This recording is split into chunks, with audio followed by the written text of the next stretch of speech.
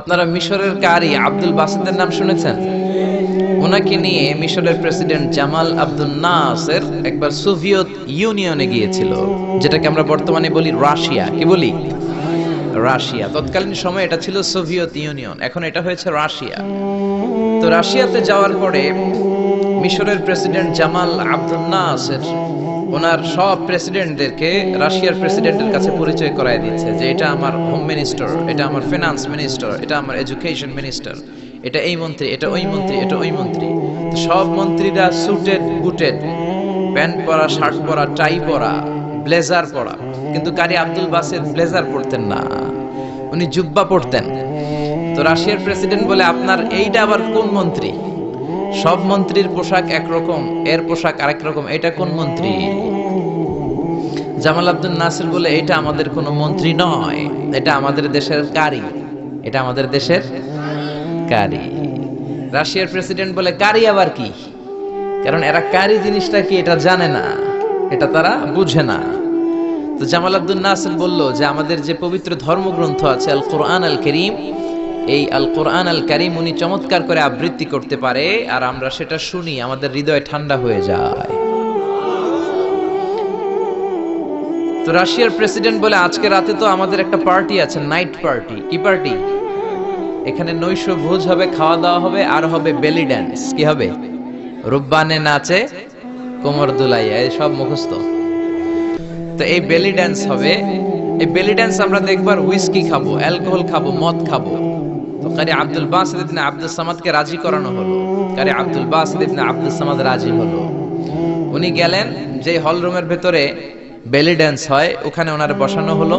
সিঙ্গাররা যেখানে গান গায় ওইখানে উনি মাইক্রোফোনের সামনে বসলেন, আর আল্লাহরে বললেন, আল্লাহ, আমার গলায় যত সুর আছে, যত মেলোডি আছে, ভয়েস আছে, সব সুরকে আমি উজাড় করে দিয়ে আজকে তেলাওয়াত করব। তুমি আমার এই তেলাওয়াতের রিদম, এটার আকর্ষণ, এটার অ্যাট্রাকশন এই কমিউনিস্ট লিডারদের অন্তরের ভেতরে ঢুকিয়ে দিও। তখন রাশিয়া ছিল কমিউনিস্ট, সব কমিউনিস্ট লিডাররা বসা, সামনে হুইস্কি, রেড ওয়াইন, অ্যালকোহল, মদের গ্লাস নিয়ে বসা। তা আব্দুল বাসিত আব্দুস সামাদ চোখ বন্ধ করলেন। ওই দিনকার তেলাওয়াতটা উনি চোখ বন্ধ করে করেছিলেন। সুবহানাল্লাহ পড়েন। উনি চোখ বন্ধ করে ওনার গলায় যত সুর আল্লাহ দিয়েছে, যত সুরের ঝংকার তিনি পেয়েছেন, সব উজাড় করে উনি তেলাওয়াত শুরু করলেন, আউযু বিল্লাহি মিনাশ শাইতানির রাজিম। যতক্ষণ তেলাওয়াত চলেছে কেউ মদ খায় নাই, তাকিয়ে রইলেন, মন্ত্রমুগ্ধ হয়ে শুনলেন, আর সকলের চোখ দিয়ে দার দার করে পানি ঝরতে শুরু করলো। তেলাওয়াত শেষ, আব্দুল বাসিত চোখ খুললেন, চোখ খুলে দেখেন কেউ মদ খায় নাই, আর সবাই কান্না জর্জরিত অবস্থায় বসে আছে।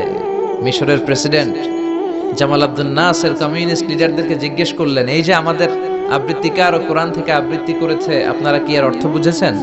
তারা বলে, না বুঝি নাই। কোনো মানে বুঝেছেন? না বুঝি নাই। তো কেঁদেছেন কেন? কমিউনিস্ট লিডাররা বলে, এত চমৎকার সুরেলা সুর, এরকম গলা, এরকম ভয়েস আমরা আমাদের জীবনে শুনি নাই।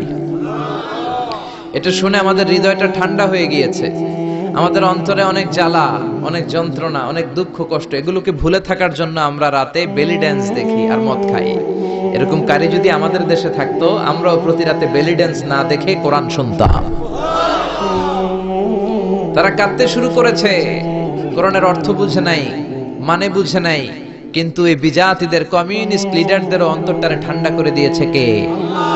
ওই কোরআন আমাদের কাছে আছে না নাই? নাকি আব্দুল বাসিত আরেকটা কোরআন থেকে তেলাওয়াত করেছিল? জোরে বলেন। এই কোরআনের কোনো চেঞ্জ হয়েছে? ১৫০০ বছরের এই লম্বা সময়ে কোরআনের একটা আয়াতও চেঞ্জ হয়েছে? একটা শব্দ, একটা অক্ষর, একটা জের জবর পরিবর্তন হয়েছে? জোরে বলেন, হয়েছে? এই কোরআনের মতো আরেকটা বই যদি আমরা পৃথিবীর সবাই মিলে বানাতে চাই, বানানো যাবে? জোরে বলেন, যাবে? আপনারা আহমদ দিদাদের নাম শুনে